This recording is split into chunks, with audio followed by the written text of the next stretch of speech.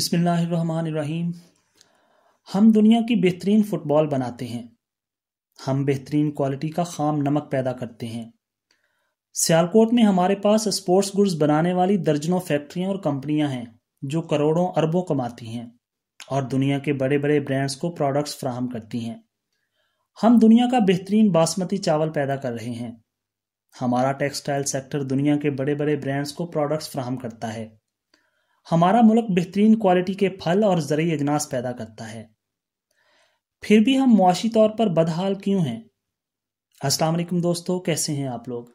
मैं हूं अब्दुल बासित और आप देख रहे हैं रोज़गार पाकिस्तान।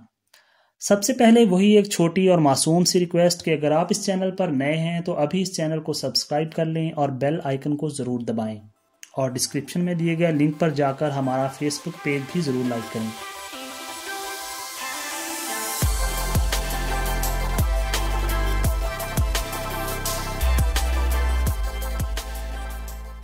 सवाल वही कि हम मुआशी तौर पर बदहाल क्यों हैं। इस सवाल के जवाब में सारा मलबा आमरीत पर भी गिराया जा सकता है और करप्ट हुक्मरानों पर भी। लेकिन भारत में करप्शन हद से ज़्यादा है, फिर भी बड़ी मईशत के तौर पर जाना जाता है। चीन में सिरे से जमहूरियत है ही नहीं, फिर भी मुआशी सुपर पावर है। शायद हम मुआशी तौर पर इसलिए बदहाल हैं कि हम खुशहाल होना ही नहीं चाहते। अगर हम ज़रा गहराई से अपनी इंडस्ट्री का जायज़ा लें तो वजह समझ आ जाएगी। साल 2018 में हमारी टोटल स्पोर्ट्स गुड्स एक्सपोर्ट्स का हजम महज $56 मिलियन था। दूसरी तरफ एक अकेली कंपनी निके जो ब्रांडेड स्पोर्ट्स गुड्स बेचती है, जिसे हम नाइक या नाइकी भी बोल लेते हैं, उसका 2018 का रेवेन्यू $36 अरब था। पाकिस्तान की एक्सपोर्ट्स में सबसे बड़ा हिस्सा टेक्सटाइल प्रोडक्ट्स का है। साल 2018-19 में पाकिस्तान की टेक्सटाइल एक्सपोर्ट्स $13 अरब के आसपास रहीं। दूसरी तरफ होम टेक्सटाइल में मार्केट लीडर की हैसियत रखने वाली मशहूर कंपनी आइकिया का 2018 का रेवेन्यू $45 अरब से जायद रहा। एक और मशहूर ब्रांड नॉर्डस्ट्रॉम जो फैशन वेयर के लिए जाना जाता है, वही अकेला पाकिस्तान की टोटल टेक्सटाइल एक्सपोर्ट्स के बराबर रेवेन्यू कमाता है। मज़े की बात यह है कि निके हो, आइकिया या नॉर्डस्ट्रॉम, इनकी प्रोडक्ट्स की एक बड़ी तादाद पाकिस्तान में ही तैयार होती हैं। यानी हम पाकिस्तानी आलमी मयार की प्रोडक्ट तो बआसानी बना सकते हैं, लेकिन आलमी मयार का ब्रांड बनाने के अहल नहीं हैं। सिर्फ ये एक नाहली हमें अरबों डॉलर पीछे धकेल रही है। इसके अलावा ब्रांड ड्रिवन इकोनॉमी का एक और ज़बरदस्त फ़ायदा होता है। ब्रांड की प्रोडक्ट्स को प्राइसिंग, टैरिफ और इंपोर्ट ड्यूटी इतना ज़्यादा इफेक्ट नहीं करती, क्योंकि ब्रांड का कस्टमर कीमत नहीं, नाम देखता है। मिसाल के तौर पर एप्पल के कस्टमर को नया आईफोन 1.25 लाख का बेचो या 1.5 लाख का, उसने आईफोन ही खरीदना है।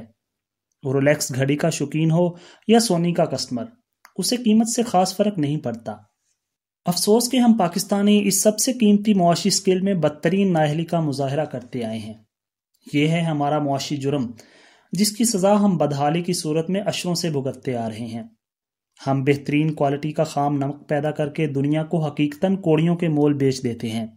दुनिया इस नमक को ब्रांड करती है और कई गुना मुनाफा रखकर मार्केट में बेच देती है।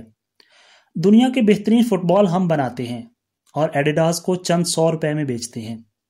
एडिडास इस पर अपने ब्रांड का ठप्पा लगाकर उसी फुटबॉल को मार्केट में हज़ारों रुपए का बेचता है, जिसके नतीजे में हमारी पूरी स्पोर्ट्स इंडस्ट्री $5.6 करोड़ कमाती है, जबकि एडिडास हमारा माल अपने ब्रांड के जादू के साथ बेचकर सालाना $28 अरब खरे कर लेता है। कहाँ $5.6 करोड़ और कहाँ $28 अरब। सियालकोट में स्पोर्ट्स गुड्स बनाने वाली दर्जनों फैक्ट्रियां और कंपनियां हैं जो करोड़ों अरबों रुपया कमाती हैं। क्या चंद कंपनियां एक जॉइंट वेंचर बनाकर किसी आलमी मयार के तजर्बेकार ब्रांड और मार्केटिंग मैनेजर्स की टीम को हायर करके अपना कोई ब्रांड लॉन्च नहीं कर सकती? क्या अरबों रुपए कमाने वाली टेक्सटाइल कंपनियां एक आलमी मयार का ब्रांड लॉन्च नहीं कर सकती? वो कहते हैं ना, मेंढक को कुआं ही पूरी दुनिया लगता है, वो इससे बाहर आना ही नहीं चाहता। कंपनियों के मालिकान की करोड़ों अरबों रुपए की आमदनी हो रही है। बंगले हैं, गाड़ियां हैं, बीवी बच्चे अयाशियां कर रहे हैं, यूरोप में छुट्टियां मना रहे हैं, खानदान, रिश्तेदारों और दोस्तों पर दौलत का रोब वगैरह जो है वो भी डाल रहे हैं। तो काफ़ी है। मुल्क का रेवेन्यू बढ़ाने के लिए कौन ब्रांड के झंझट में पड़े, क्यों सोच को तब्दील करे। ہم دنیا کا بہترین باسمتی چاول پیدا کر رہے ہیں۔ ہمارا کھلا چاول بھارتی بزنس مین اونے پونے خرید کر اپنے برانڈ کے نام سے پورے گلف میں دھڑا دھڑ بیچ رہے ہیں۔ ہمارا کاروباری بنے بنائے بھارتی کسٹمر کو سستے میں سپلائی دے کر خوش ہے۔ اس کا اتنا پیسہ تو بن جاتا ہے کہ بیوی اور بچوں کی عیاشی کا بندوبست ہو جائے۔ پوش علاقوں میں بنگلے، چند لینڈ کروزر گاڑیاں اور یورپ کے تفریحی ٹور لگ جاتے ہیں۔